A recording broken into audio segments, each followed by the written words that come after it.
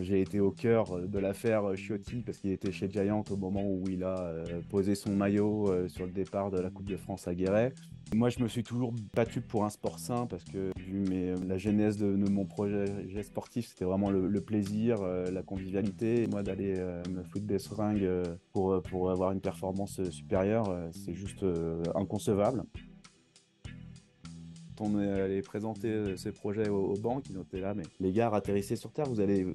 pensez vraiment que vous allez vendre aux stations de savoir comment faire une piste VTT, quoi. Les pistes VTT, tu prends un bon casque, des bons pneus, comme ils disent, et puis Mhm. il y a des chemins existants, les pistes 4x4, et puis on ouvre des remontées mécaniques, et puis il y a deux, trois passionnés de VTT férus qui font quelques sauts, le truc, et ça marche très bien. Bienvenue dans le podcast En roue libre. En roue libre, c'est le podcast qui affûte votre connaissance du monde du vélo. Chaque semaine, retrouvez une perspective unique et experte sur les dernières tendances, développement et innovation. Et découvrez des histoires inspirantes lors d'entretiens avec des professionnels de l'industrie. Je suis Antoine Taillefer et vous êtes En roue libre. En roue libre vous est présenté par Line, l'agence conseil 360 spécialisée dans le vélo. Si vous avez besoin d'un accompagnement pour monter ou développer un projet dans le vélo et la mobilité, faites appel à Line. On réalisera un diagnostic complet de votre entreprise pour vous proposer des services les plus adaptés à vos objectifs, besoins et budgets. Eh bien, j'ai envie de te dire, mon cher Johan, Avant allons-y. Guingamp. En Let's go. avant Guingamp. Bon, salut Johan. Johan Vachette. Comment tu vas? Salut à toi. Écoute, ça va bien. Je suis très Bon. content d'être là avec toi. À partir un peu des premiers de cette aventure podcast, c'est cool. Ouais. Très très bien. Écoute, on en est au ouais, septième enregistrement. Normalement, il devrait sortir à la septième place. Très très très cool. En tout cas, moi, je suis je suis ravi de t'avoir. Je m'éclate, hein, moi, sur le podcast. J'ai l'impression que, je sais pas si ça se voit, mais en tout cas, je me marre bien. Je trouve que c'est un super exercice et du coup, je suis très content aussi de te faire participer, de faire participer des gens que je connais à cette aventure et donc voilà, ravi de te recevoir. Euh, ah oui, puis j'en profite aussi pour remercier tous les gens qui nous font des retours super cool, qualitatifs sur les précédents épisodes. Ça donne de l'énergie, ça donne de la force. En tout cas, merci beaucoup. Donc, Johan, ça fait longtemps, longtemps qu'on se connaît. J'ai l'impression d'être un vieux, ce qui est pas loin d'être le cas d'une certaine manière, mais voilà, on avance avec l'âge. Et ben, on s'est connus il y a fort, fort longtemps. Et à l'époque où toi et moi, on faisait du VTT, mais en compète, quoi. Enfin, je veux dire, on roulait pour de vrai. On Mettez des s'énerve. dossards. Voilà, on mettait des dossards et tout ça. Donc, ouais, toi, tu as été pilote et puis maintenant, aujourd'hui, tu es, à la tête d'une boîte qui s'appelle Vélo Bike Solution. Oh là là là là là là là là. Oh là là. Désolé. Donc, Bike Solution. Bike Solution qui est une entreprise qui développe des démarches et des parcours VTT. Tu vas nous expliquer ça. En fait, j'aimerais que tu nous expliques, voilà, avant ça, enfin, qu'est-ce qui t'a amené au Comment ça s'est vélo? passé? C'est quoi Hmm, ok. c'est quoi la genèse de là où t'en es, quoi? Ouais, bah le vélo, je pense que comme beaucoup de passionnés, à un moment on monte, on appréhende le VTT, on prend un vieux vélo au fond du garage, on essaye. On va se balader avec un copain dans les bois et puis on tombe dedans en mode passion. Moi j'ai eu de la chance aussi d'avoir un club qui nous a accompagnés, qui nous a permis de nous structurer un petit peu, d'aller sur quelques premières courses et notamment Olivier Bolly maintenant qui est lui à la tête du groupe des vélos qui Mm. à l'époque était président du club et qui m'a donné cette possibilité de pouvoir faire du vélo en club. Et donc, on était tout gamin et c'est de prendre les vieux trafics, et d'aller sur les courses et commencer comme ça, s'éclater. mettre les dossards le dimanche et puis commencer à se faire plaisir avant tout. Et puis aussi avec quelques résultats derrière qui sont arrivés. Donc, avoir un peu quelques aides, des sponsors qui permettent d'éviter de payer son vélo. On est tout content. On est comme le Papa Noël quand on reçoit une première tenue, un premier casque, une Hmm. première paire de lunettes. Donc ça, c'est chouette. Et puis bah, derrière, ouais, c'est une discipline auquel ça colle, le pouvoir, la possibilité de s'exprimer aussi physiquement, parce que donc, moi, je faisais du VTT cross-country Hmm. en compétition avant de venir à l'enduro. Mais voilà, c'est sûr que cette passion du vélo, elle m'a animé depuis ses débuts. Et puis, c'est une ambiance aussi, c'est une famille, hein, comme tu le dis. Je pense que à travers les années, on se côtoie, on se connaît, on se respecte, on voit les évolutions des uns et des autres. Et bah, quand on vient un peu à la grand-messe du Rock d'Azur, on a toujours l'impression de revoir ces mêmes têtes, mais aussi de voir des évolutions, Hmm. un respect mutuel, et c'est ça qui est chouette. Et donc, aujourd'hui, j'ai l'impression qu'effectivement, c'est quand même une évolution entre de passer de coureur athlète à être plutôt de l'autre côté, on va dire, du paysage, Hmm. de la scène. C'est aussi intéressant, quoi. Voilà. Génial. Donc, oui, l'évolution, j'ai commencé donc en mini cadet et puis après, bah, j'ai commencé avec un vélo marine à l'époque et qui nous donnait un petit coup de main avant qu'il disparaisse du paysage de l'industrie du vélo pour revenir il y a quelques années. Et puis après, bah, des équipes assez intéressantes et puis ambitieuses, hein, comme Specialized International, où ça m'a permis d'aller aux États-Unis avant de passer mon bac. J'ai eu cette chance d'aller faire les coupes américaines et le circuit américain des coupes Les du monde Norba? dans une équipe internationale. Ouais, voilà, la Norba. Génial. Donc ça, c'était passionnant à 18 ans de pouvoir aller parcourir les États-Unis, faire son rêve Hmm. américain. Donc ça, Waouh. c'était chouette d'apprendre cette langue, de découvrir des athlètes comme Ned Overend, qui est une, Hmm. une légende du vélo, des Bart Brentjens qui était champion olympique, Hmm. des Sean Palmer qui sont aussi des légendes du vélo et aussi assez folklore et tout. Donc, C'était ouais, quelle de année vivre ça? ça en étant jeune. C'était 98. Donc, 98. En en plus, c'était l'âge 97, d'or. voilà. En 97, j'ai été champion de France junior après une belle saison assez prometteuse, avec des belles places aussi à l'international et tout. Et du coup, bah, Specialized cherchait un athlète français parce que les athlètes français étaient un peu en vogue. Hmm. Et donc, j'ai eu cette chance là de pouvoir signer dans cette belle équipe. Donc, j'ai fait une année chez eux et après, je suis rentré chez Giant International, donc Giant Global. Waouh. Il y avait Grégory Vollet qui partait de chez Giant pour aller chez Bianchi.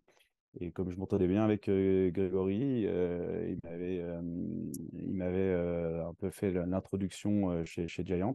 Et donc là, pareil, c'était de nouveau encore une dimension supérieure, parce que c'était vraiment une grosse équipe aussi à l'époque, le camion avec les logos, les noms, enfin voilà, Hmm. la signature du contrat à Amsterdam où on ne t'envoie pas un avion, mais en tout cas, on t'envoie les billets en disant c'est bon, tu y vas juste pour signer. Enfin, quand tu as 18-20 ans, c'est déjà c'est assez fou. Hmm. Mais voilà, c'était des expériences en tout cas intéressantes, mais en même temps, moi, ça ne me correspondait pas forcément, vraiment très haut niveau, un peu ce sport très business, hein. Forcément, on était aussi en relation avec cette haute performance et aussi ce qui en découle, hein, avec les problématiques de dopage. Hmm. J'ai été au cœur de l'affaire Ciotti parce qu'il était chez Giant au moment où il a posé son maillot sur le départ de la Coupe de France à Guéret.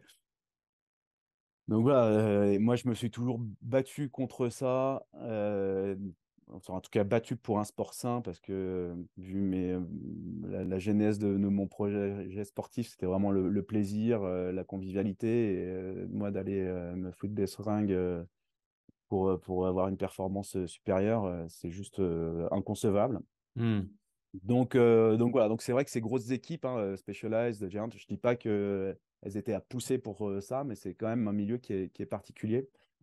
Et du coup, à partir de 2000, je suis rentré chez Giant, pas Giant, Scott France, Hmm. où là, avec Franck Gamonet qui était à la tête de Hmm. l'équipe. Et là, Franck c'était quand même Le une Taulier, ambiance, quoi. voilà, exactement. C'est un Une Franck qu'on ambiance bien salue d'ailleurs, différente. qui est Voilà, toujours chez Franck. Scott. Je crois que c'était 22 ans. Et ça fait 22 ans là qu'il y est, que j'ai croisé la Ouais. dernière fois quand j'y suis passé. Ouais, il fait partie des murs, c'est fou. Une longévité Et à du coup, toute il m'a donné épreuve. l'opportunité, voilà, exactement. Il m'a donné Mm, l'opportunité de pouvoir rentrer dans cette famille Scott. Et bah, j'ai encore la chance d'être encore ambassadeur de chez Scott. Et je les remercie bien après toutes ces années. Et, du coup, c'est chouette. Et finalement, ce changement de direction, c'était une équipe qui était plus compatible avec ma philosophie, très mm, familiale, pas de pression, du très beau matos.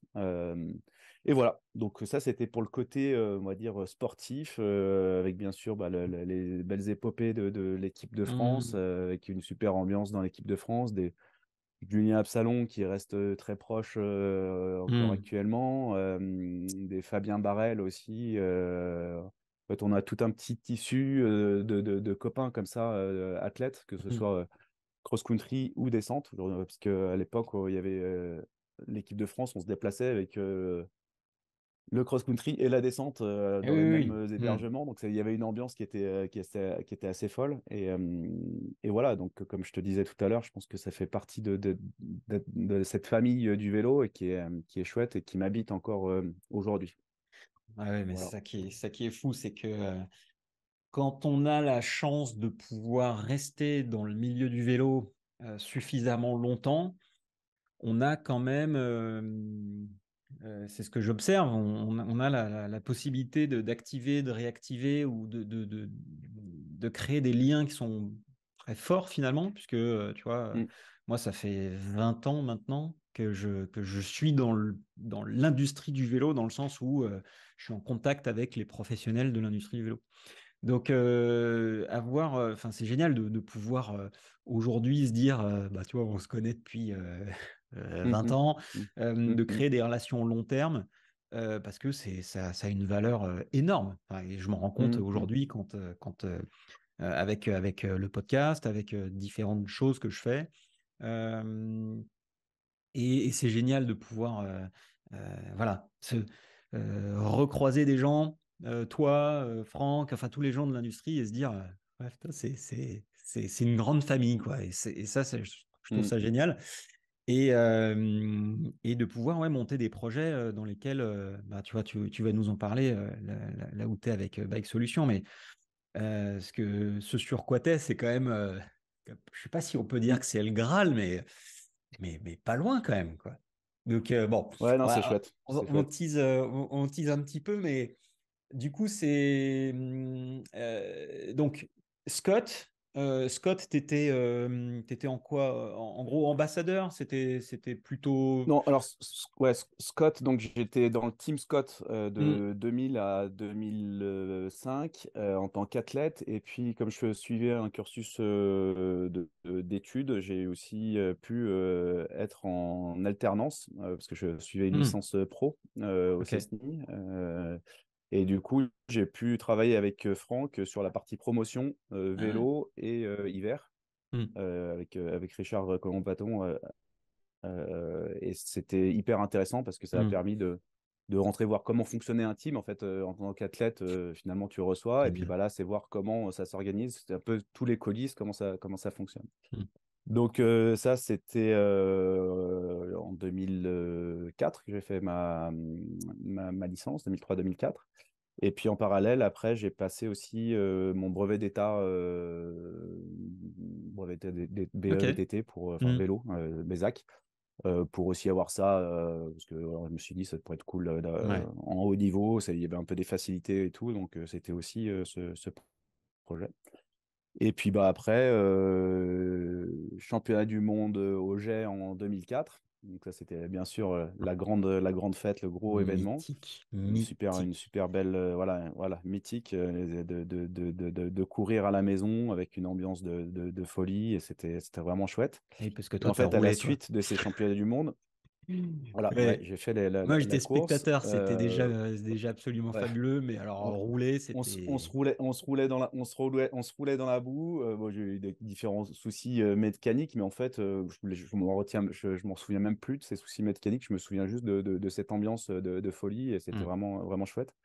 Et au final, voilà, la place, je sais plus, je dois faire faire dans les 20, donc c'est ce qui est pas fou, mais en même temps, c'était Ça va. ouais, vraiment cette énergie qu'il y avait dans le public, la boue, le technique, enfin voilà, c'était Hmm. vraiment fantastique, quoi. Et donc, à la suite de ces championnats du monde, qui était donc quand même un sacré événement pour les jets, ils ont dit comment on va capitaliser autour de cet événement. Hmm. Bah, c'est en structurant notre offre VTT et en embauchant quelqu'un à l'année au sein des remontées mécaniques pour organiser, structurer l'offre VTT, Hmm. développer, gérer l'équipe des bike patrol pour la partie entretien, gérer la partie relations partenaires avec les marques. À l'époque, c'était Hmm. Kona qui était Oui, partenaire de la station, avec également Fabien Barrel bah en oui, tant qu'ambassadeur. c'est sûr. Donc c'était chouette parce qu'on a pu pas mal bosser avec Fabien sur ce projet.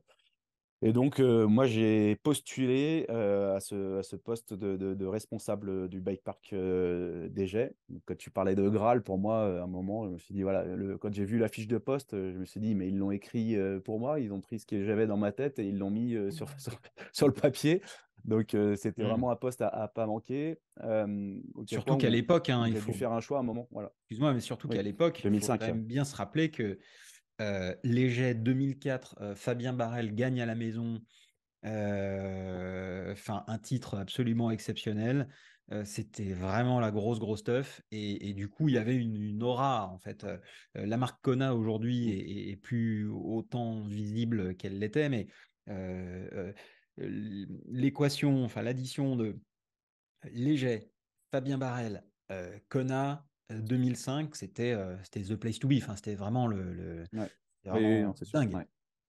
Petit Oui, et rappel puis, et quand puis même. les jets, ouais, et puis les jets étaient aussi précurseurs en France et en Europe sur la dimension vélo, loisir, Hmm, ouverture au public avec les remontées mécaniques, etc. Donc bien ça, sûr. c'était quand même Hmm, hyper intéressant. Et donc, bah, premier entretien, deuxième entretien. Là, ils me disent bah, Johan, votre profil nous plaît bien, mais dans les premiers entretiens, vous nous avez dit que vous souhaitiez continuer à faire de la compétition à haut niveau. Il va falloir faire un choix parce que ce poste-là, il nécessite quand même de l'investissement en temps, etc. hmm, Et voilà, donc il a fallu faire un choix entre garder le pied à la pédale et à la compétition ou ce poste-là. hmm. Donc le choix était clairement fait en disant cette opportunité, je veux la saisir. Et donc, j'ai fait le choix donc, d'arrêter, on va dire, le haut niveau à ce moment-là. Ok. Et je ne regrette pas parce que c'était une Hmm, sacrée aventure que de participer à ce challenge parce que le premier objectif, c'était de sortir un bike park pour accueillir le Kona Launch, qui était en gros la présentation des vélos de la nouvelle gamme, hmm, avec bien sûr un gros coup de projecteur de la presse internationale, le team Kona Freeride avec hmm. toutes les athlètes de l'époque qui faisaient les freeride, comment on appelle ça, Roby la Bourdon? vidéo là. Ouais, voilà, Roby New World Bourdon, Disorder. ouais, ouais, ouais, New World Disorder, voilà. Attends, il y Donc avait. il y avait les producteurs complètement timbrés de New World Disorder américains qui étaient là, Hmm, c'est Helico et compagnie. Enfin bon, voilà. Donc moi, j'arrive l'hiver, ils me disent au printemps, au mois de juin, le bike park doit être prêt. On va avoir toutes les caméras posées sur nous et il faut que le truc soit prêt. Donc, petit coup de pression, on y va là, bah, t'as 15 personnes, il faut que tu sortes un bike park là-dessus. Donc, c'était un sacré challenge, mais que j'ai réussi à relever. en apprenant. Je connaissais quasiment rien, donc il a fallu apprendre, essayer d'avoir cette créativité de comment on peut organiser une zone un peu le bike park ludique, hein. C'était en gros l'organisation de, je sais pas si tu te souviens, mais on avait Mm. fait une passerelle qui sautait par-dessus un chalet. C'était une ancienne cabane Mm. de remontée mécanique. Mais j'avais fait un wall ride avec des vieilles poutres de chemin de fer, des sauts et tout. C'est C'était sûr que maintenant, côté Mon Chéri, non? Chéri, ouais, voilà, Ouais. exactement. C'était Mm. juste, en fait, on reprenait un autre petit télésiège à droite du Mont Chéri. Je Ouais. sais plus s'il existe encore, Mm. mais c'était en fait un vallon qui n'était pas trop utilisé pour le ski de piste Mm. et qui était avec une belle vue sur le Mont Blanc et tout. C'était bien Ouais. positionné, mais donc gros challenge qu'on a réussi à relever. Alors c'est vrai qu'après coup, là maintenant, c'est sûr que je la ferai pas du tout comme ça, hein, la Bah, zone, clairement. normal, Et normal. c'était truffé de grosses erreurs de conception. Mm. Mais bon, j'avais quand même réussi à sortir un truc qui permettait de faire l'événement. Et j'avais quand même rempli le contrat dans les Mm. temps. Et voilà, donc c'était une super belle première expérience que de concevoir ce bike park. Voilà. Et puis bah après, donc j'ai fait 2 années pour gérer le bike park, le développement des pistes, on va dire plus familiales, ludiques. Voilà. Et puis bah, en parallèle, j'ai rencontré mon associé Yannick Méneron, Bah qui oui, est venu me rendre Yannick. visite sur le site. Voilà. Et du coup, à partir de cette rencontre, il y a ce projet de Bike Solution qui est Mm. né en se disant, tiens, il y a quand même peut-être un truc à faire. Le vélo et les aménagements pour le vélo, c'est un métier à part, Mm. enfin, à part entière, on va dire. Mm. Et lui, il avait une vision assez dans la manière de l'approche touristique, on dire comment on peut aménager des espaces, ou en tout cas faire en sorte que Mm. ces espaces de loisirs puissent toucher un maximum de personnes. Et donc, on a associé nos deux compétences, moi une partie plus, on va dire, terrain, enfin, réalisation de ce que c'est qu'une piste. Et puis lui, cette partie ingénierie, approche d'études Mm. sur les espaces vélos. Sachant Et c'est que, comme ça excuse-moi, que... mais sachant que Yannick, donc Yannick Méneron, qu'on salue, parce que lui, c'est pareil, ça fait une éternité qu'il est dans l'industrie. Mais Yannick s'était exporté au Canada. Il avait beaucoup shapé aussi sur ce qu'on appelait aussi le North Shore à l'époque. Il avait beaucoup Ouais, shapé et si je me rappelle bien, c'était quand même devenu un gros expert de tout ce qui était passerelle, trail très très ouais. technique dans les Alors, bois. ouais. Alors lui, il était quand même plutôt, juste pour rectifier, il était plutôt, il avait fait des stages en fait, parce que pour la petite histoire, il avait postulé également Ok. au poste de responsable VTT Hmm. du bike park des Jets. Donc c'est dans ce Ok. cadre-là qu'on s'est rencontrés, parce qu'il venait m'interroger sur les jets, sur comment ça fonctionnait le bike park, etc. Mais ça lui a aussi permis d'aller en Écosse voir les trail centers, d'aller à Whistler effectivement, Hmm. pour voir comment ça fonctionnait là-bas, pour voilà, récupérer toutes les datas et avoir une vision et restituer ça à Decathlon sur, voilà, aujourd'hui, les espaces de pratique sont dotés de telle ou telle infrastructure, comment ça se passe. Et donc, c'était hyper riche pour lui parce que ça lui a permis aussi de voir comment ça Hmm. fonctionne en France et à l'étranger.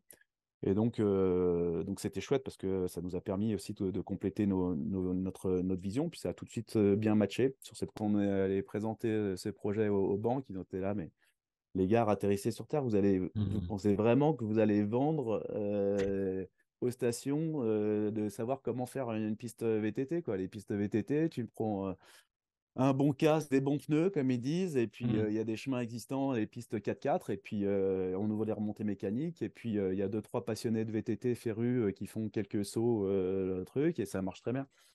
Non, nous, c'était pas du tout l'approche qu'on voulait avoir, c'était vraiment de structurer ça, d'avoir une approche d'ingénierie avec une vision globale de ce que c'est qu'un aménagement VTT, pourquoi on le fait, un positionnement, une stratégie.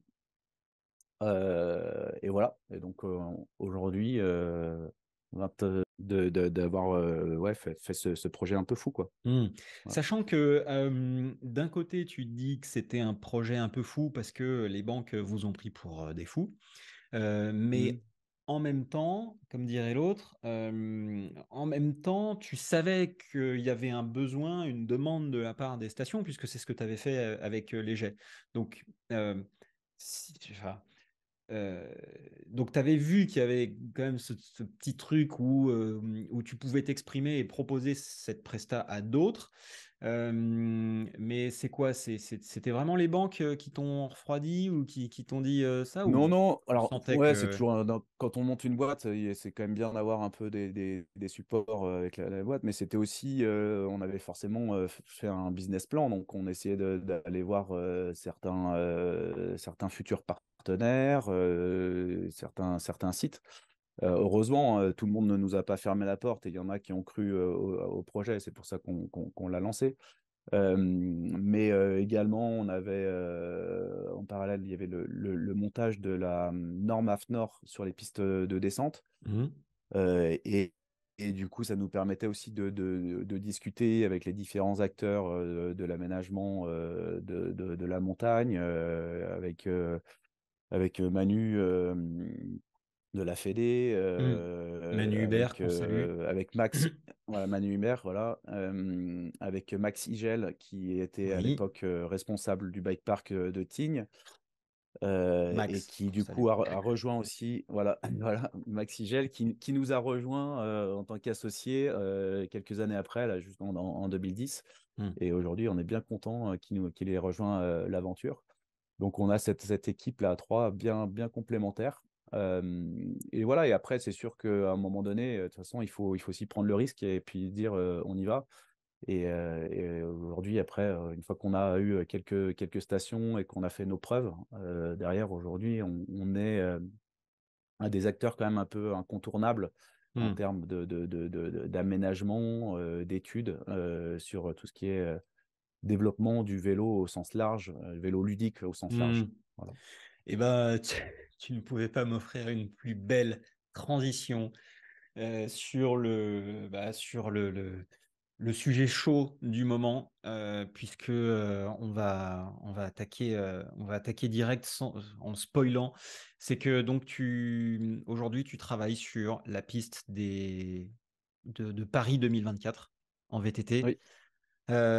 Déjà, bah, magnifique. Je pense que c'est ouais, une belle, voilà, enfin, je sais pas consécration, mais en tout cas, quand tu montes une boîte comme ça, faire la piste des JO à Paris, à la maison, c'est quand même une belle case de cocher, donc il reste du boulot. Justement, j'aimerais que tu me dises, que tu me donnes un petit peu le contexte. Comment est-ce que vous avez été consulté? C'était quoi les étapes? Quelles difficultés? Et comment, voilà, comment vous en êtes arrivé à travailler sur ce projet Paris 2024?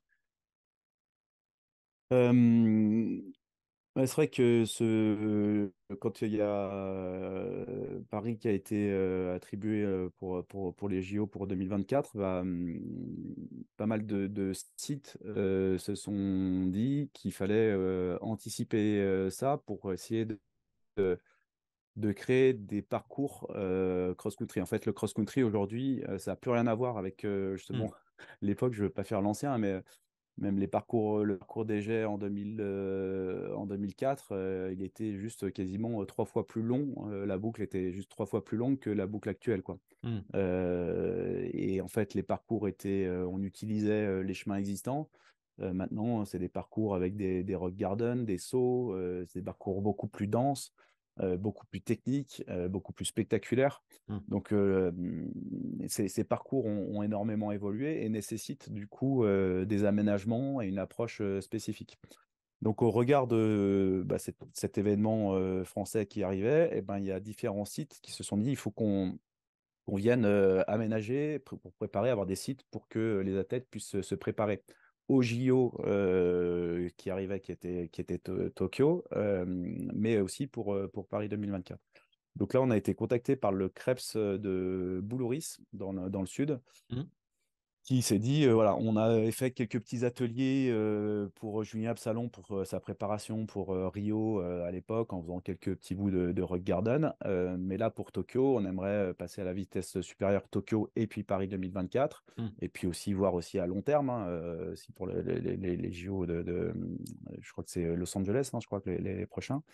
Se dire, voilà, il nous faut un vrai outil pour pouvoir progresser, que les athlètes puissent travailler des choses spécifiques, que ce soit les sauts, que ce soit le franchissement, que ce soit le rythme, et donc d'avoir un parcours un peu complet avec différents ateliers. Et donc, bah, on a eu cette opportunité de pouvoir faire cette étude sur le Krebs de Boulouris pour développer cette offre et ce terrain d'entraînement. Donc ça a été aussi une super expérience. On l'a sorti en 2020, ce parcours. Et aujourd'hui, c'est une vraie base d'entraînement. Là, il y a l'équipe de France qui y va à la fin du mois. On va le faire évoluer. Et voilà. Donc, pour répondre à ta question, ça, c'était une première étape, on va dire, dans la dimension, on va dire, cross-country olympique Mm. nouvelle génération. Et après, bien sûr, bah, Paris 2024, en vue de cet événement, ils ont lancé donc un marché de maîtrise d'œuvre. Donc, c'est la Solidéo. La Solidéo, c'est l'organisme qui est en charge de livrer les ouvrages olympiques et qui travaille bien sûr avec Paris 2024, qui est en charge de l'organisation Mm. même de l'événement. Et donc, ils ont lancé un marché de maîtrise d'œuvre global sur la colline d'Elancourt, qui est donc à proximité de Saint-Quentin-en-Yvelines, Mm.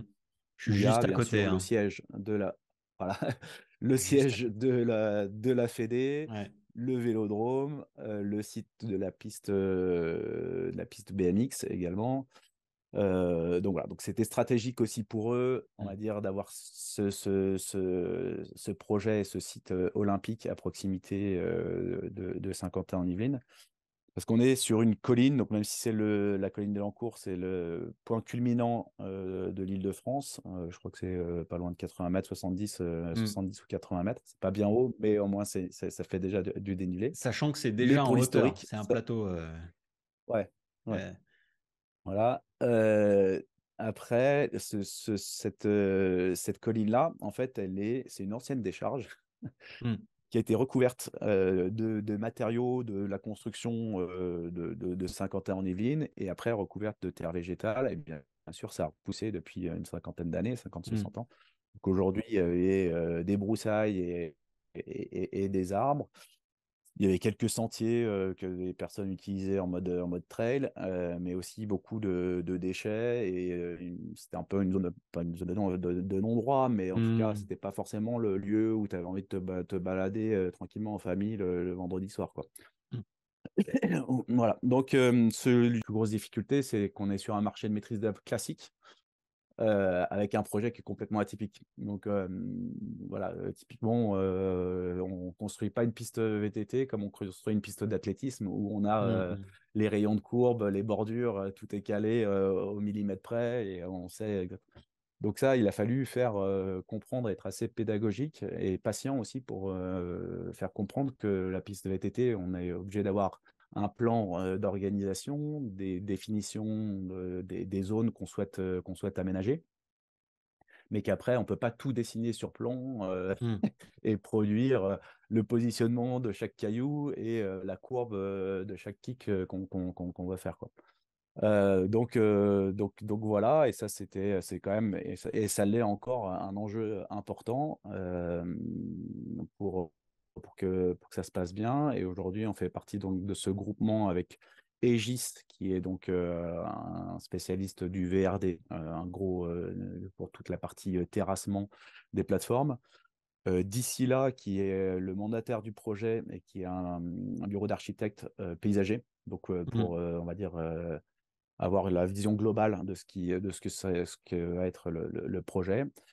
Nous et AEU, qui est une entreprise aussi sur la partie des sujets environnementaux. Voilà. Aussi un autre volet important sur ce projet, c'est la partie héritage. C'est aussi Mm. ce pourquoi on a répondu, c'est ce qu'on se disait. euh, si ce projet ne se fait pas ailleurs qu'à Paris, il faut qu'il serve pour les habitants de la région parisienne pour avoir un espace de pratique. Mmh. Parce qu'aujourd'hui, je pense que tu es bien placé pour, pour Je en le parler. suis. Mmh. Les espaces de pratique autour de Paris, alors je ne suis pas encore parisien, mais je commence à connaître un peu. Ça se réduit à la vallée de Chevreuse, un peu Fontainebleau, et on connaît des gros problèmes, je crois, de cohabitation. Bah voilà, c'est pas évident. Et aujourd'hui, bah voilà, ce projet de 2024 peut, en tout cas, a vocation à, dans sa version héritage, proposer un espace de pratique adapté, nouvelle génération, pour l'ensemble des Ouais, Parisiens. Et donc bah, ça, c'est quand même c'est un côté intéressant et qu'on trouve pertinent, quoi. Bah, c'est très, très Voilà. clairement pertinent puisque bon, on a Mm. effectivement des espaces de pratique en région parisienne, qui sont, bah, évidemment moins folichons que quand on va, en montagne, au Jet, à Cham, ou ailleurs, mais qui ont un certain intérêt. Le souci, c'est que, bah, évidemment, il y a une cohabitation qui doit se faire et que cette cohabitation est pas toujours, aussi bonne que ce qu'on voudrait. Donc c'est pour ça qu'il y a des gens type, Mountain Bikers, Fondation, qui se montent, avec une nouvelle antenne Île-de-France Ouest, qui justement, enfin Île-de-France, Ouest, ouais, c'est ça, qui a vocation à accompagner et assurer la cohabitation entre les pratiquants VTT et les différentes entités, enfin les promeneurs et tout ça.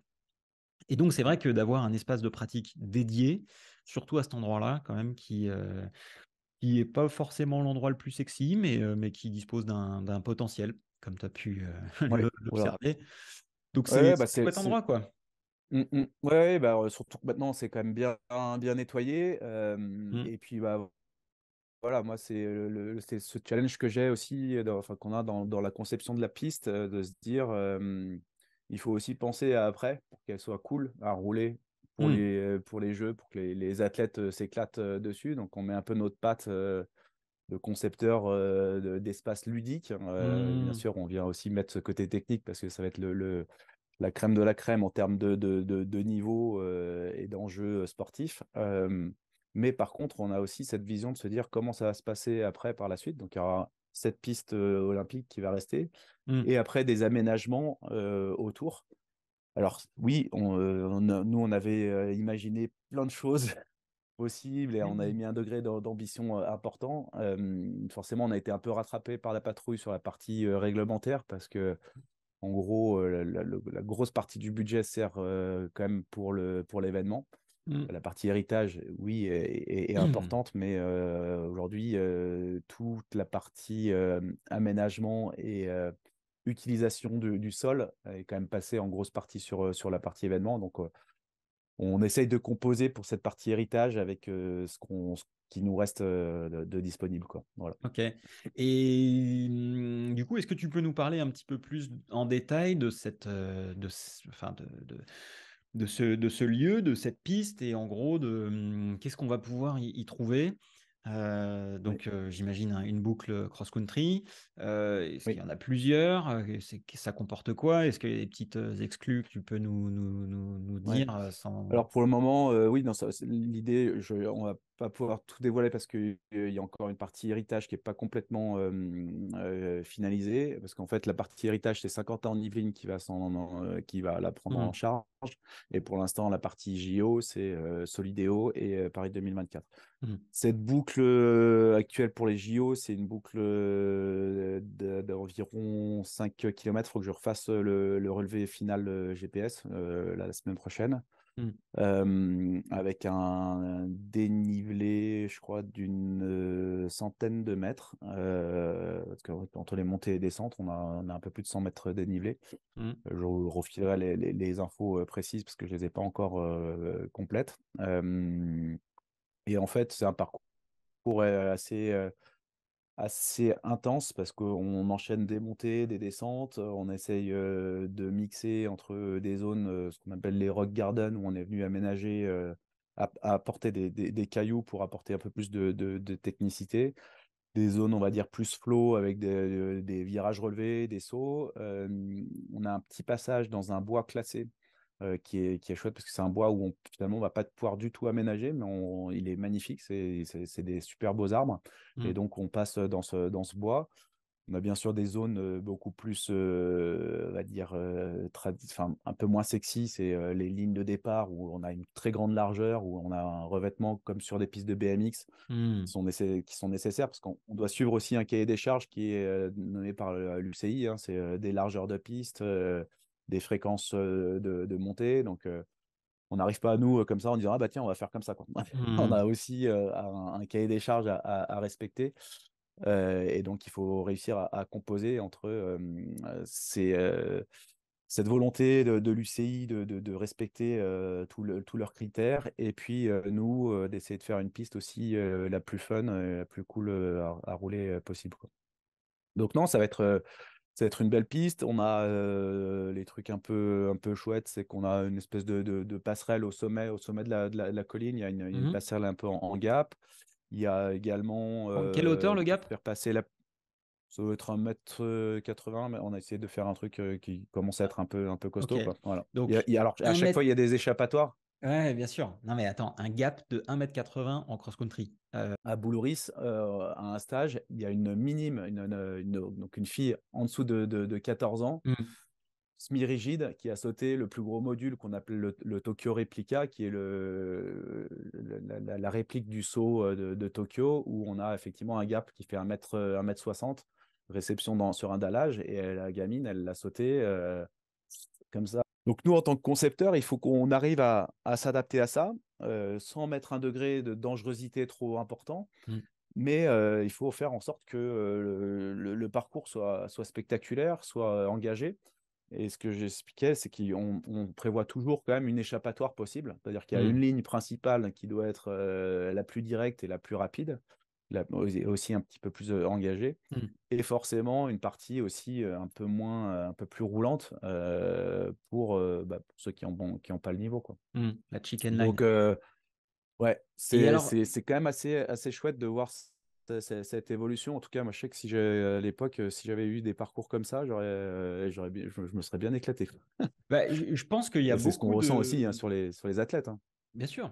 Mais je crois qu'il y a beaucoup de pilotes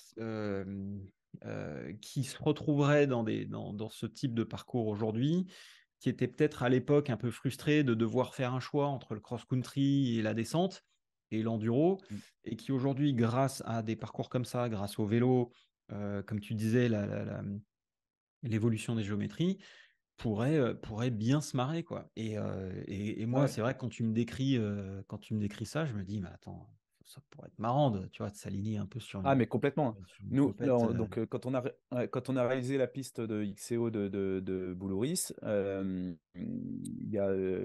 après, on a créé une pump track. Ça faisait partie du projet, mais voilà. Et Hmm. donc, c'était notre équipe de Bike Solutions qui est venue la réaliser. Et les gars, les shapers, c'est tous des gars qui font du dirt, de l'ADH et tout. Hmm. Et ils ont tourné comme des fous sur le XCO en disant on s'est éclaté. On s'est vraiment Ouais. éclaté sur le XCO. Et ils pensaient pas, quoi. Hmm. Je vois Donc, bien. c'est aussi ça qui est chouette, c'est de se dire qu'on arrive à avoir des passerelles. Et moi, je suis sûr qu'un Loïc Bruni, il vient Et donc ouais, des gens comme Loïc Bruni pourraient bien se marrer dessus, et je pense moi aussi. Hmm. Je me posais une question, du coup, c'est quoi le curseur que tu mets et comment tu le positionnes pour justement avoir quelque chose d'assez marrant, sélectif, technique? À quel moment tu te dis, ah là, c'est un petit peu too much, les mecs vont pas passer, ou parce qu'on en a vu des belles boîtes quand même sur les parcours de championnat du monde Oui, ou de JO, là. Comment. bah ça, c'est l'appréhension, enfin, ça, la vision qu'il faut réussir à avoir, le bon curseur. Hmm. Et que c'est comme je t'expliquais ça tout à l'heure, ça c'est difficile de le mettre sur un plan. Il faut, quand tu mets en œuvre le caillou, le positionner, venir rectifier, faire un passage. Parce qu'en fait, même si tu as une vision quand tu positionnes l'ouvrage, en fait, le fait de le rouler, bah, c'est aussi ça le vrai test, quoi. Parce Hmm. que c'est là où tu vas avoir la vitesse, le feeling, se rendre compte, et donc après, on fait les ajustements.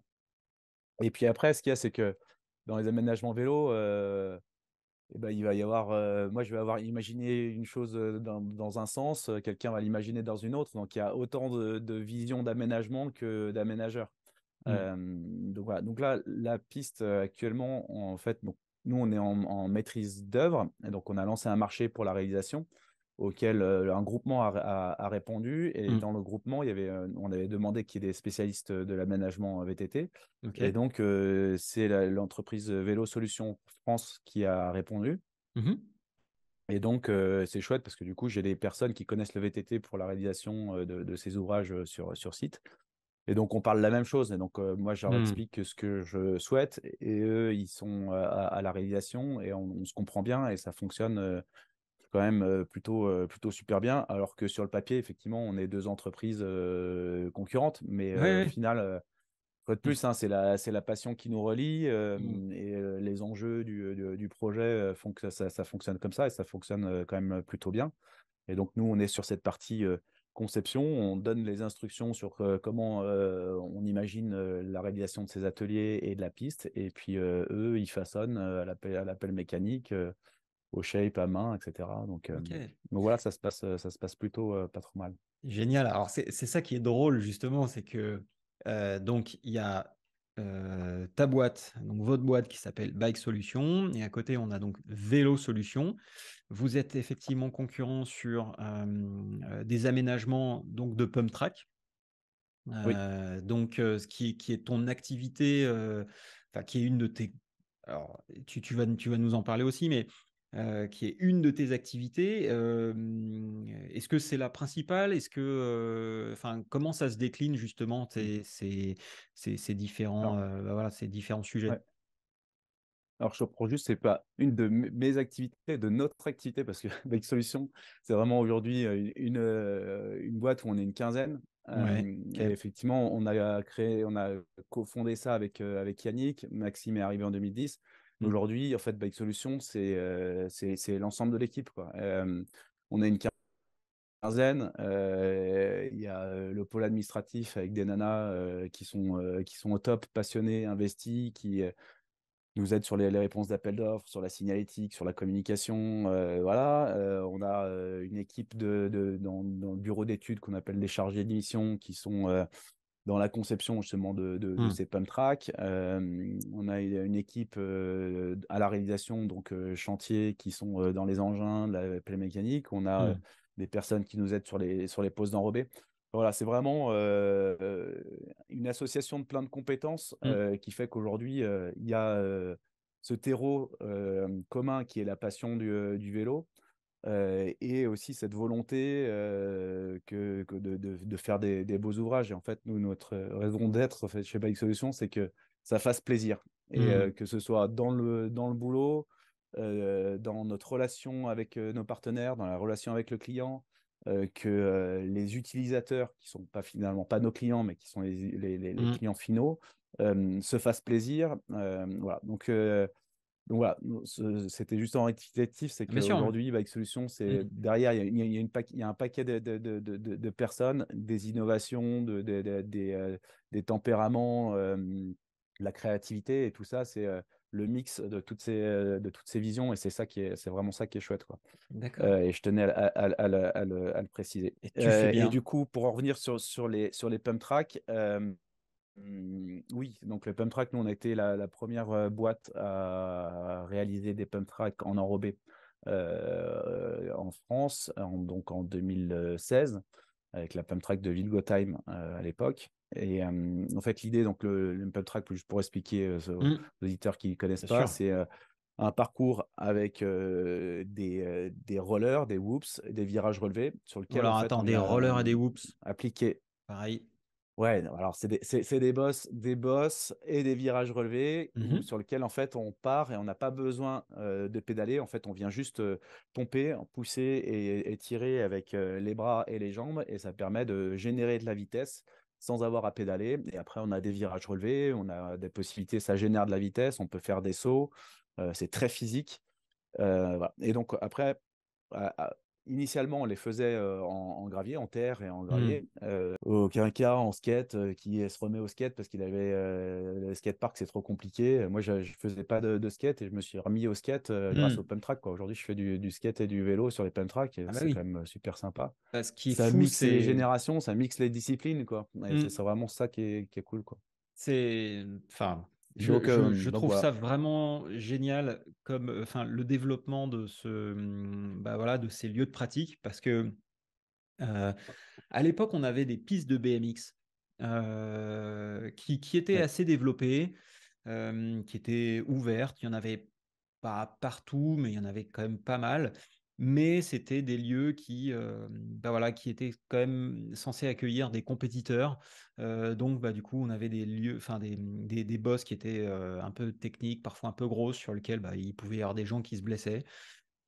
Mm. Donc, je pense que les mairies ont, enfin bon, avec quelques difficultés avec ce sujet-là, et puis l'entretien, et puis le coût et tout ça. Et c'est vrai Et puis que, je pense que même en termes de responsabilité, oui, oui, c'est les ça. responsabilités, hein, c'était Bah, que bien normalement sûr. c'était un club en fait Mm. c'était pas ouvert au public, quoi. Tu allais sur une piste de BMX un peu dans l'illégalité, bon, parce que Ouais, c'était ouais, pas officiellement ouvert pour le public, quoi. exactement. Et du coup, c'est vrai que de voir émerger ces lieux de pratique, je pense que ça fait un bien fou à tout le monde, que ce soit les mairies, Mm. les pratiquants, les parents. Parce que bon, moi, moi j'ai une magnifique pump track à laquelle je vais, qui est celle du Ménil-le-Roi, pas loin de chez moi, qui a été designée par vos soins, qui est Mm. une superbe réussite parce que techniquement parlant, elle est vraiment, vraiment, vraiment bien. Pour quelqu'un comme moi, je peux me mettre une espèce de pilule, mais monumentale, parce que bah, c'est extrêmement physique, comme tu l'as expliqué. Ouais. Et tout en ayant sur cette même piste bah, des gamins, des tout petits de 2 3 ans qui sont sur des trottinettes ou des draisiennes et qui s'éclatent. Et ça, je trouve que c'est vraiment magique de voir en fait ces lieux sur lesquels bien, il peut y avoir autant des petits bouts de choux qui se marrent en trottinette ou en draisienne et autant bah, des experts comme moi, non, je déconne. Mais des gens qui veulent se challenger techniquement et qui veulent Mm. envoyer du bois. Je trouve ça vraiment génial, super rafraîchissant et puis enthousiasmant. Et donc, bah, en fait, moi, ma question, c'est quoi la limite? C'est quoi les contraintes? Comment est-ce que ça se développe? Je veux dire, combien il y en a aujourd'hui des pump tracks?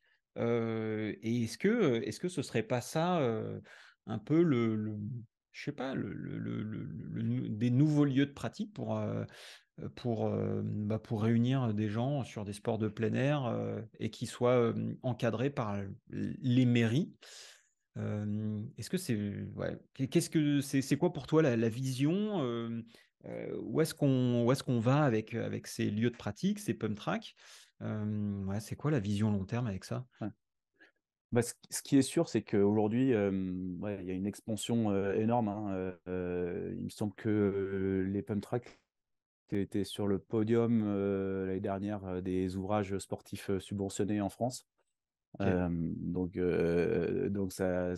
a eu quand même un sacré engouement autour de ces ouvrages. La contrainte, bah, elle est aussi sur notre capacité de production. Aujourd'hui, on est assez Hmm, peu d'acteurs pour réaliser ces ouvrages, qui sont, je le répète, des ouvrages très spécifiques. C'est pas, on a l'impression que c'est des bosses et des virages relevés, mais en fait, tout est, est calé pas au hmm, millimètre, mais au centimètre. On voit visuellement, en fait, quand on voit une pub track, on va dire, mal conçue hmm, et bien conçue, un élu, il ne fera pas la différence. Il va être sur la bien sûr. plateforme de départ, il va voir qu'il y a des bosses avec de l'enrobé, il va dire très bien, je ne vois pas la différence. Par Hmm, contre, les pratiquants, derrière, c'est des grosses différences. Donc, je aujourd'hui, il y a assez peu confirme. d'acteurs Je avec confirme. l'expérience nécessaire pour pouvoir faire la conception et la réalisation. Mmh. Et donc aujourd'hui, on a cette contrainte hein, de capacité de production. Nous, il y a pas mal d'appels d'offres qui sortent auxquels on peut pas répondre parce qu'on n'a pas, finalement, on n'a pas le temps, quoi. Ah On a ouais. juste booké et on peut pas les réaliser. Donc ça, c'est une première contrainte. Après, forcément, c'est aussi le contexte actuel, hein. Sur les pump tracks, on met de l'enrobé. L'enrobé, ça a pris 30% en 1 an et demi, 2 ans, là, depuis les conflits en Ukraine.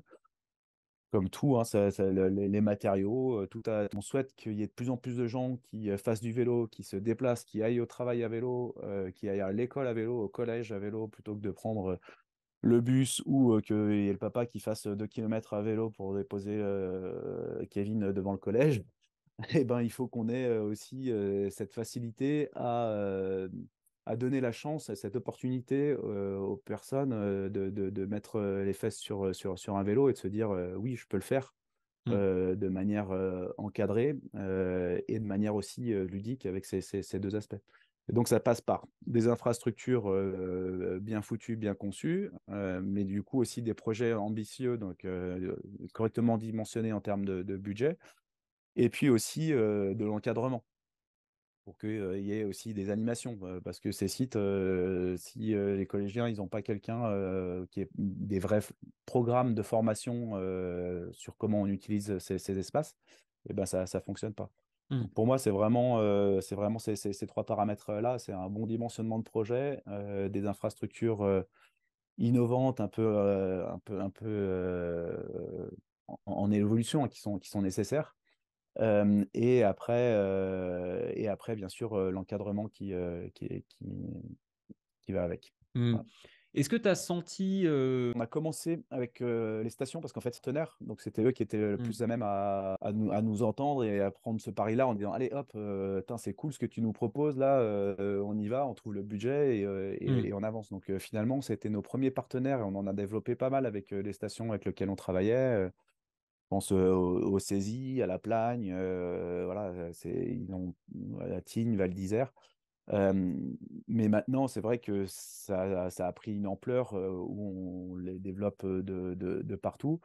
Euh, Ce qui est un peu fou, c'est que se dire qu'à la base, c'était des pump tracks qui étaient faites pour les vélos, et qu'aujourd'hui, quand tu vas sur une pump track, tu as quand même une majorité de trottinettes, une majorité de skateurs. Les vélos, c'est aussi cool parce qu'on en voit pas mal, mais finalement, pour s'éclater bien sur une pump track, il faut soit un bon BMX, soit un vélo de dirt qui mmh, soit un peu digne de ce nom, parce que si tu prends un gros vélo en 29 tout suspendu, c'est pas ce qui sera le plus mmh. intéressant, quoi.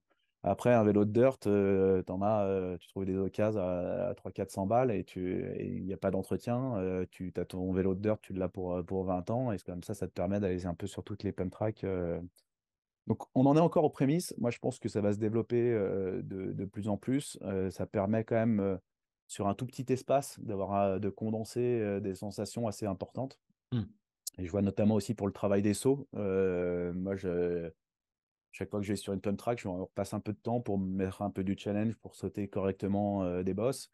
Au début, on avait des pump tracks avec un seul niveau. Et nous, justement, on a amené un peu cette évolution pour dire on a des petites pump tracks vertes, plus pour l'initiation, avec Mmh. des entraxes un peu plus réduits, vraiment pour le côté premier pas, premier tour de roue sur les pump tracks. Et aussi permettre, quand il y a beaucoup de population, enfin beaucoup de fréquentation sur les pump tracks, décharger Mmh. sur ces pistes vertes, des pistes bleues qui sont ludiques, où on commence un peu à décoller les roues, les pistes rouges où là on a des sauts un peu plus importants, et maintenant même des pistes noires où on a des sauts avec des kickers type boss de dirt avec quasiment à la verticale, quoi. Mmh. Et du coup, bah, ouais, tu as quand même un panel de possibilités de travail.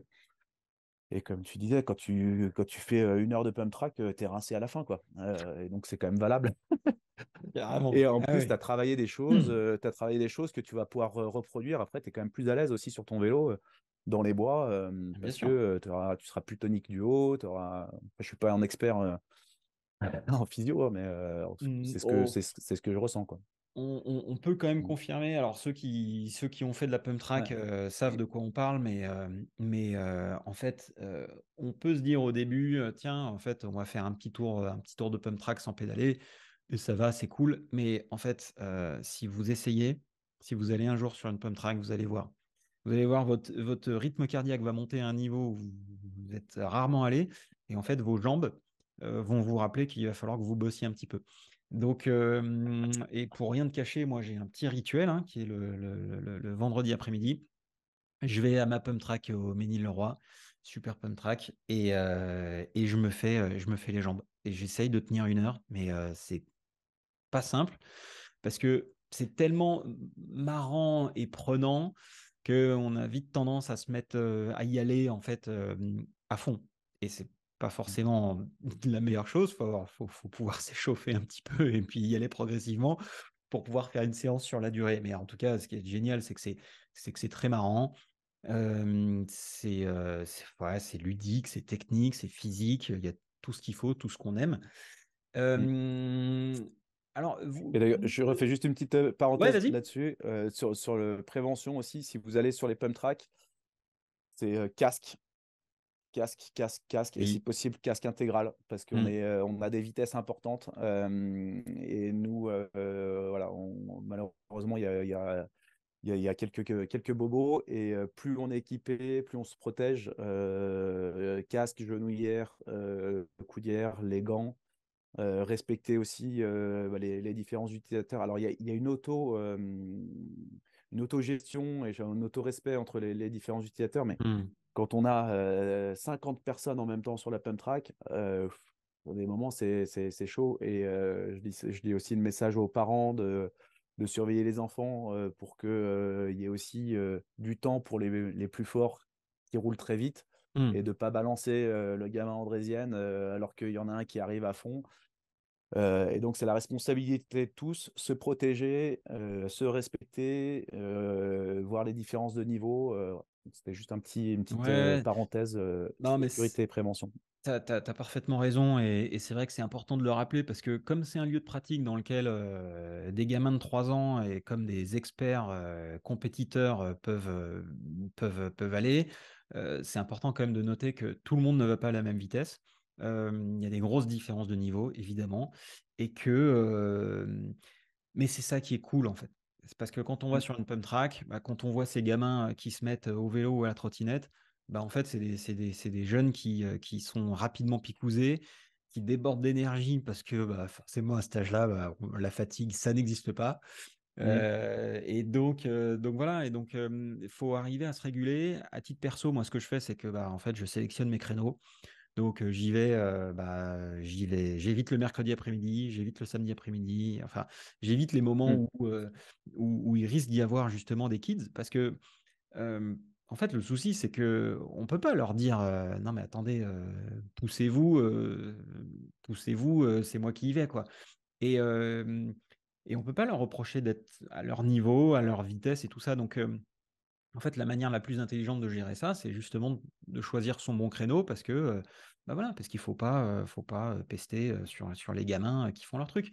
Alors après, évidemment, comme tu le dis, il faut que les parents ils fassent un petit peu de travail de surveillance et de gestion parce que bah, les gamins, ils savent pas forcément quel est le meilleur moment.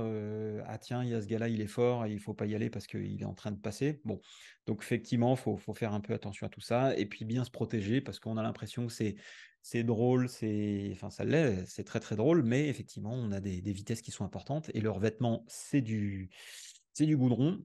Et donc, bah, quand ça tape, ça peut faire mal. Donc ouais, Mm. faut faire quand même attention. Euh, combien de pump track aujourd'hui vous avez fait ou sur combien de pump track en France? Enfin, c'est quoi un peu les chiffres Alors, nous, on en est à notre centième Ouh, pump track. joli. Et on apprend, c'est juste pour dire aussi, quand je disais que c'était un domaine aussi d'experts, Hmm, pardon, on apprend encore après notre centième pump track. On ouais. est encore en train d'ajuster des choses sur les techniques de pose d'enrobé, sur le design, Hmm. sur le drainage, toute l'approche paysagère, l'intégration. Voilà. Voilà, après, combien il y a de pump en France? Il faudrait regarder. Je peux faire un petit coup de pub aussi pour le site d'un pote qui s'appelle Où rouler. Ou rouler, Et en très fait, bien. qui reprend tous les sites de pratique et notamment les pump tracks. Hmm. Rouler.fr, je crois, ou .com, Ouais, je ou sais plus. rouler.fr. Euh, Hmm. ouais, .fr, Très bien. qui répertorie tous les sites de pratique cross-country, enduro, etc. Et donc là-dessus, il faudrait refaire le point. Je pense qu'on doit être, à mon avis, on doit être à pas loin de 500. 427, il dit. Ouais, ouais, tu vois, ce que j'allais dire, entre 4 et 420. 500 pump Ouais, track.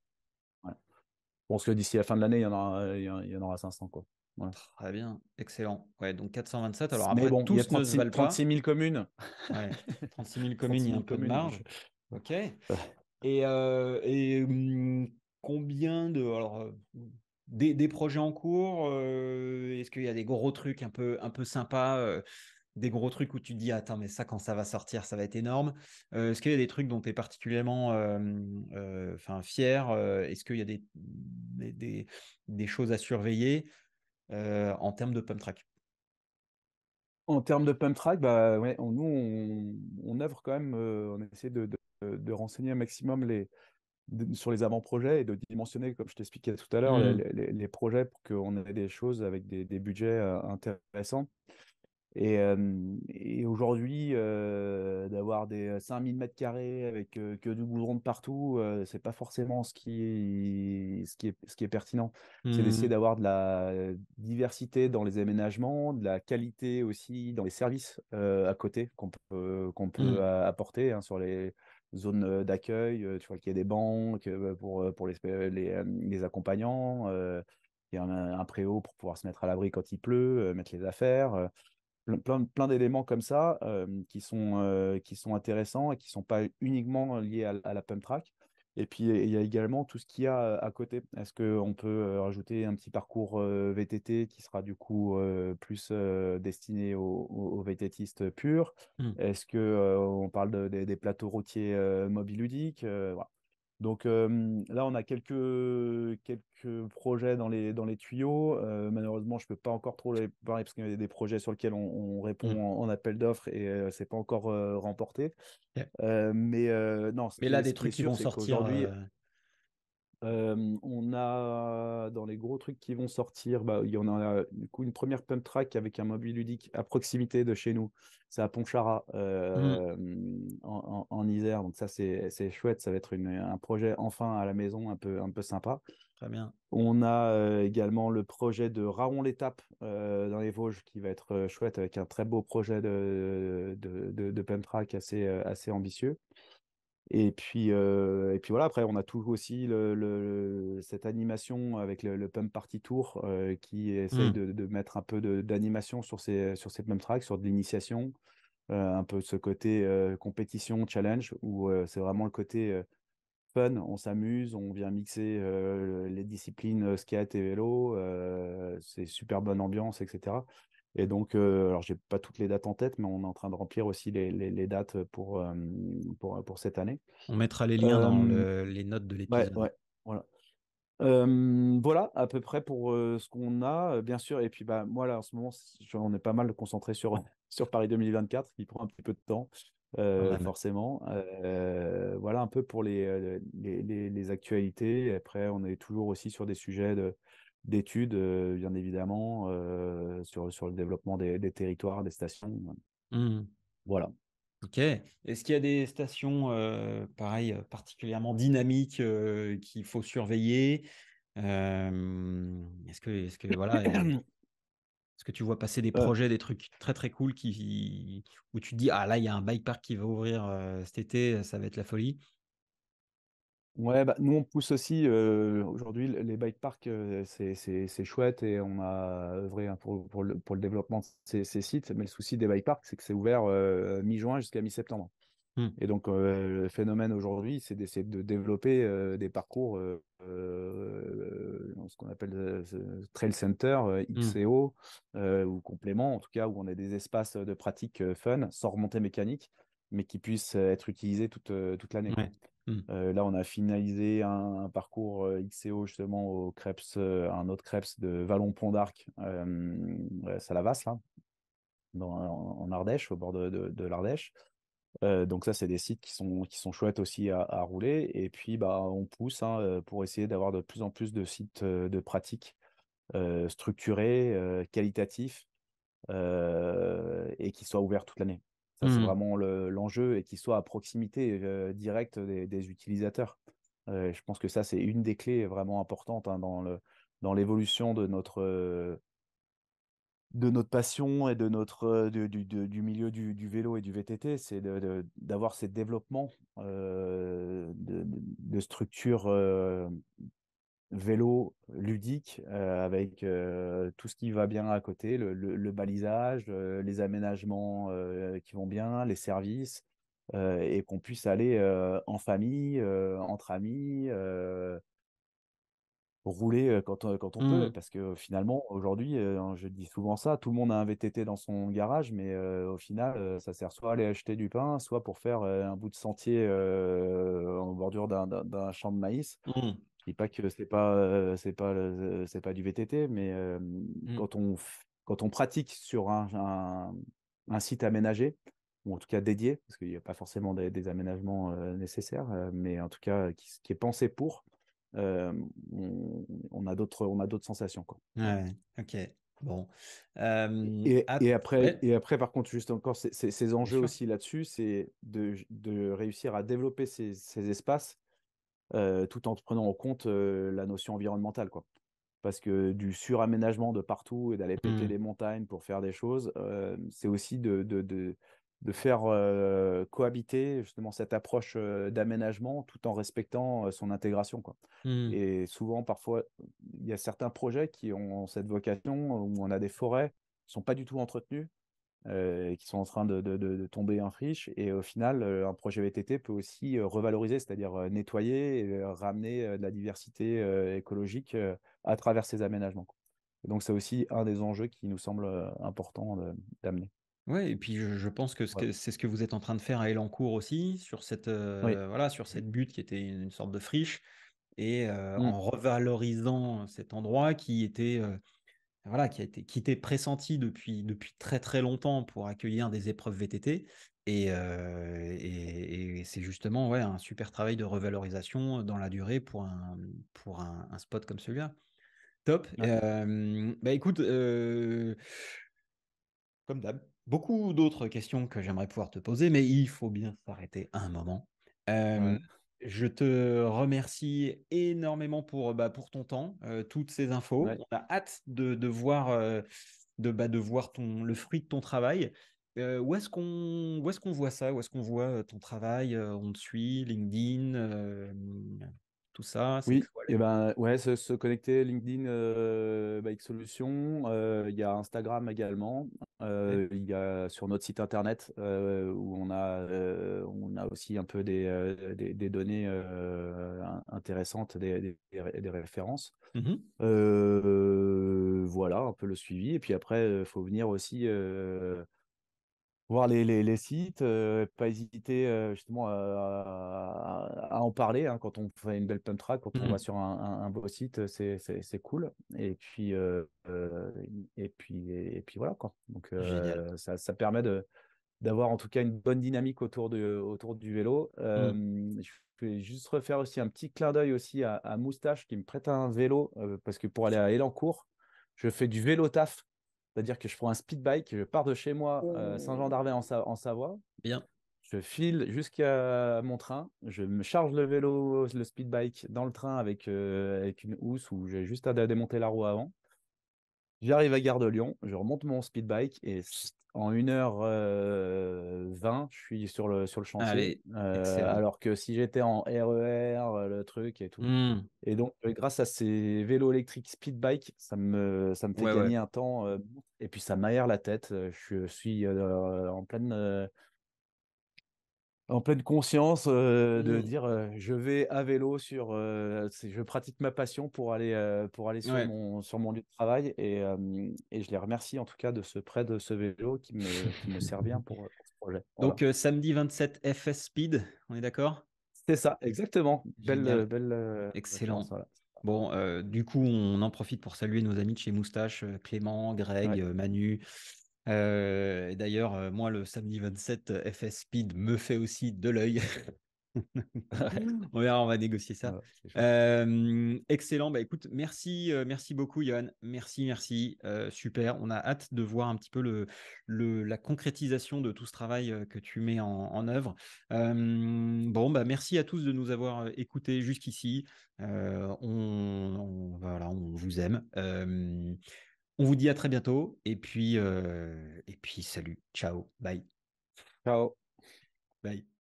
Merci d'avoir écouté cet épisode du podcast En roue libre jusqu'au bout. J'espère qu'il vous a plu et que vous en ressortez avec quelque chose d'intéressant. Si c'est le cas, n'hésitez pas à me le faire savoir avec 5 étoiles sur votre plateforme podcast préférée, un petit mot sur LinkedIn, un message ou un SMS. Ça m'encourage énormément pour continuer à vous proposer du contenu qualitatif. Et si vous pensez que ce podcast peut intéresser quelqu'un, n'hésitez pas à lui partager le lien vers cet épisode. Je suis Antoine Taillefer, vous avez écouté En roue libre, le podcast qui affûte votre connaissance du monde du vélo. Et si ce n'est pas déjà le cas, vous pouvez vous remettre à pédaler.